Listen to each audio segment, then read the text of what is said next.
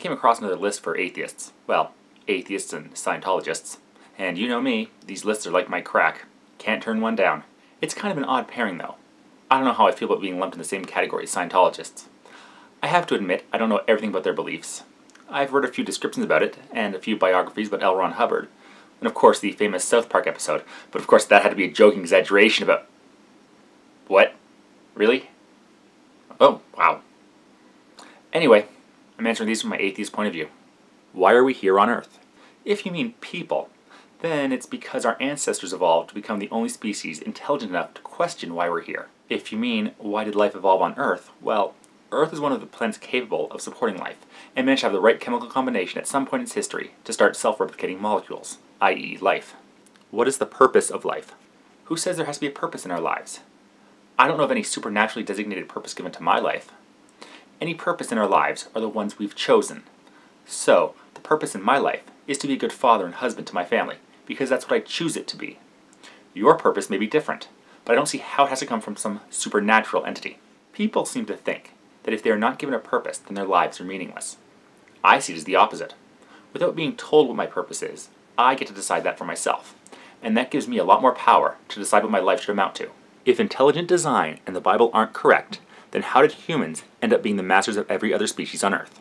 Well, you see, why didn't bears, or deer, or trout, or monkeys, or tigers, or dogs, or squirrels develop intelligence and the ability to speak thousands of different languages, and the ability to build solid structures, and the ability to civilize, and the ability to master any environmental challenge?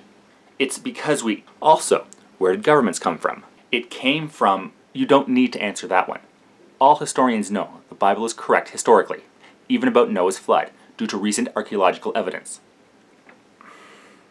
So, government was formed by the people of Israel. If no God, they created based on nothing? Are you done? Is that it?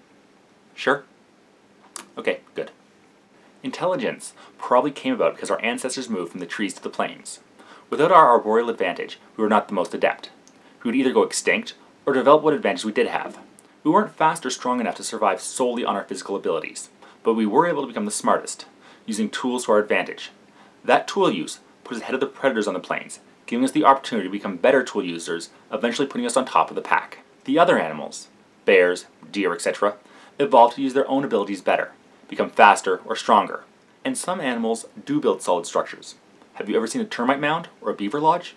They may not be as advanced as ours, but they are still structures. As for the idea of government, that came about because the early humans who banded together thrived, but they needed rules to deal with each other when they were working together, hence civilization and governments. I'm not saying early societies were nice, but they did serve a purpose and slowly morphed into the civilizations we have today. And there have been governments around long before the so-called global flood. The Egyptians and Chinese civilizations had been thriving before, during, and after the supposed time it happened. It would be assumed that somewhere in their records they would have mentioned things getting a bit more moist all of a sudden, not the seamless records they kept putting out that you would assume would be somewhat disrupted if the entire world was flooded. As for the Bible being historically correct, no, it isn't. Even the records that the authors would have had access to, like the date and breadth of the Roman census of Quirinius, critical to the Jesus story, was incorrect historically. If the universe was entirely empty space, except for a small mass of matter that created the universe by spontaneously exploding and steadily expanding throughout empty space, what caused that small mass of matter to explode? You're talking about the Big Bang. Honestly, we don't know what caused it. As I've said before, we can figure out what happened in the first few fractions of a second, but not any earlier than that. However, we have absolutely zero evidence that it was any kind of divine being who made a conscious decision to bring it about. Have you ever seen the beauty of a newborn child in his or her mother's arms? In that moment, did you not experience the feeling that, my gosh, there really is a God? No. I held my son and my daughter as soon as I was able to. I experienced joy and an amazement that I'd taken part in bringing these new lives into the world, but no part of me thought that it required a supreme being to do it. If God was created by mankind as an explanation for life and the events that make it up, and mankind is by nature evil, as Rousseau said, why didn't mankind worship themselves or power of evil? First off, a lot of cultures did worship beings that could be considered evil by today's standards. But religion was, I think among other things, a means of control. Do this or you'll be punished. Fear of some intangible parent figure who shakes a finger at us from thousands of years ago and says, do it and I'll and spank you. And you can't get away with anything because you're being judged by a supernatural being that is always watching you. He knows whatever you do. He sees you when you're sleeping and he knows when you're awake.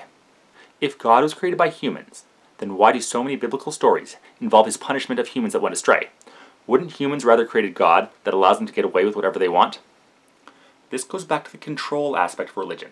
It wouldn't make much sense if people could get away with breaking the rules and never got caught. The stories need divine retribution, so that people would be unwilling to break the rules and help control through fear. If Jesus wasn't the Son of God, and he didn't rise from the dead 3 days after his crucifixion, why did a group of men and women that had been hiding in an attic for those 3 days suddenly come out and start preaching about this man in a way they were willing to suffer gruesome deaths for?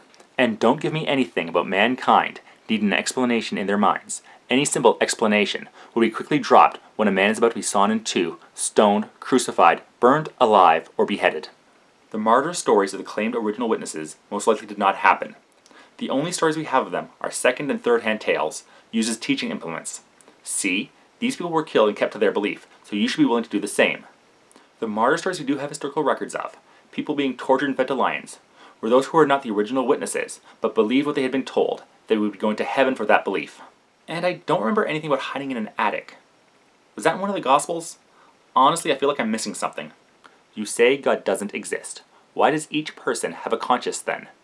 Why does every person have a knowledge deep within them of right and wrong? Many people have a different idea of what is right and wrong. This kind of destroys the idea that our morality was given to us from an outside source. If it was, we'd all think the same things were good or bad. As for having what I believe you meant, conscience, as social creatures, we are dependent on others, so naturally, many of us would evolve a feeling that we can't just take advantage of those other people around us. What happens to us after we die? I don't mean our physical body. I know that decomposes back to the dust, another phrase out of the Bible.